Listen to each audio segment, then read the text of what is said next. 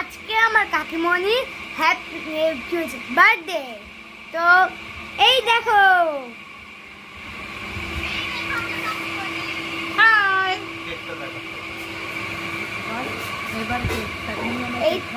এই যে কাকিমণি আমার কেক খাওয়াচ্ছে।